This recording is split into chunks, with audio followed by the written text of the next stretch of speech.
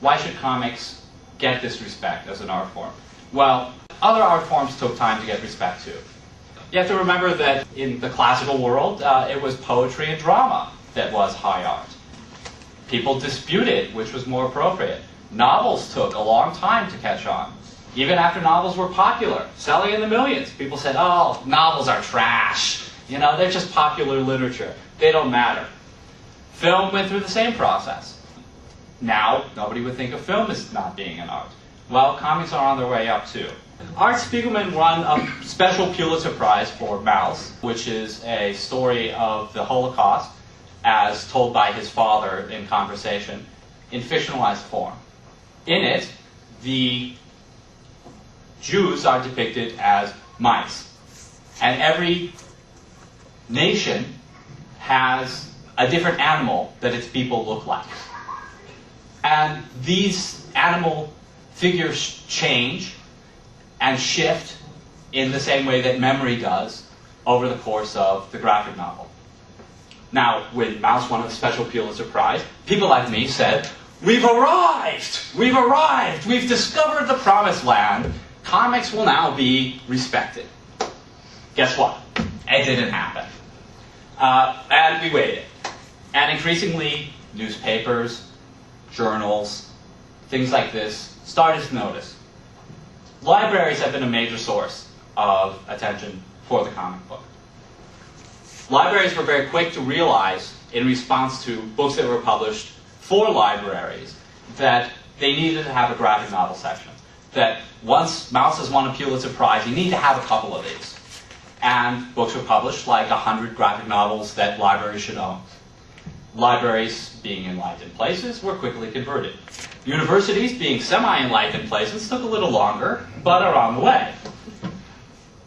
Universities now have courses in comics. There's not a single department of comics in the country. You can't get a bachelor's degree in comics. There is a Department of Popular Culture that teaches comics, but only as part and parcel of overall popular culture. In the academy, comics have been relegated to English departments, where occasional courses are taught. A few wacko people like me, get to teach them once in a while, or otherwise include them in courses on literature. Here you see the literary model dominating, and this will be important when we talk later about the differences between comics as literature versus art. Bookstores are another source of prestige for the medium. Increasingly, comics, not just Mouse, have done well in bookstores. This was the nut we all wanted to crack for 2 decades. The graphic novel, we knew, would be what would crack it, and indeed that is happening. Comics are now making the bestseller list, whether it's Persepolis or Jimmy Corrigan. Comics are now making the bestseller list, selling well in bookstores. Marianne Satrapi, who was the creator of Persepolis that I mentioned, that was a bestseller, and then she created Persepolis 2. It was a bestseller in bookstores around the country.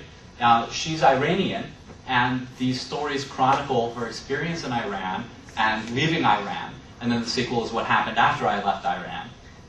That was very successful. When Art Spiegelman published In the Shadow of No Towers, a sort of quasi-leftist rambling about 9/11, it did very well. It sold lots and lots of copies, made the bestseller list, and got a lot of attention. So this has changed. Also, the media is more aware of comics. This is in part in response to the number of comic-related movies that have done so well at the box office. We'll talk about that a little later, but it's worth noting that Entertainment Weekly has been very good at covering comics, and this year named 2 of its top 10 fiction books for the year were graphic novels. So, when 2 of the top 10 fiction books for the year, as named by Entertainment Weekly, are comics, you know you've arrived. So we're in this odd state as we're being accepted, and everyone's recognizing this is an art form, this deserves serious study, but we're just beginning to do so in a serious way.